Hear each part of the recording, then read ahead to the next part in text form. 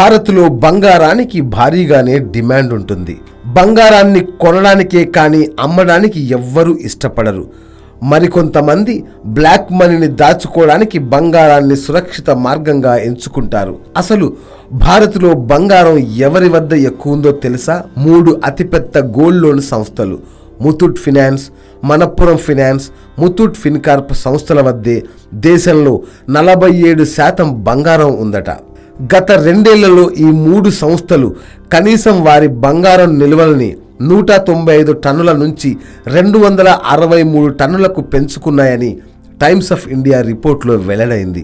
ఆశ్చర్యకర విషయం ఏంటంటే ఈ 3 సంస్థలు కేరళకు చెందినవే. ఈ 3 సంస్థల్లో కూడా ముతూట్ ఫినాన్స్ దేశీయ అతిపెద్ద గోల్డ్ లోన్ సంస్థగా పేరుగాంచుతోంది. గత 2 ఏళ్లలో ఈ సంస్థ 116 టన్నుల నుంచి 150 టన్నులకు పైగా బంగారం నిల్వల్ని పెంచుకుంది. మిగతా 2 కంపెనీలు మనప్పురం ఫైనాన్స్ వద్ద 65.9 టన్నులు, ముతూట్ ఫిన్కార్ప్ వద్ద 46.88 టన్నుల బంగారం నిల్వలున్నాయి. ఇవన్నీ నాన్ బ్యాంకింగ్ ఫైనాన్స్ కంపెనీలుగా తమ కార్యకలాపాలను నిర్వహిస్తున్నాయి. ఈ సంస్థలు బంగారం విలువపై 75% వరకు రుణాలనిస్తాయి. పాత నోట్లను రద్దు చేసిన మొదటి 2 వారాల్లోనే ఈ గోల్డ్ లోన్ బిజినెస్లు 65 నుంచి 70% క్షీణించాయి.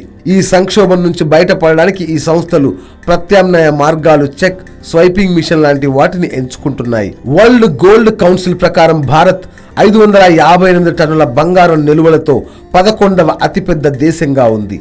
బంగారం నిల్వలో 8143 టన్నులతో అమెరికా అగ్రస్థానంలో ఉండగా దాని తర్వాతి స్థానంలో 3378 టన్నులతో జర్మనీ నిలుస్తోంది. గ్లోబల్ గా బంగారానికి నమోదవుతున్న డిమాండ్ లో భారత్ నుంచే 30% డిమాండ్ ఉందని తెలిసింది.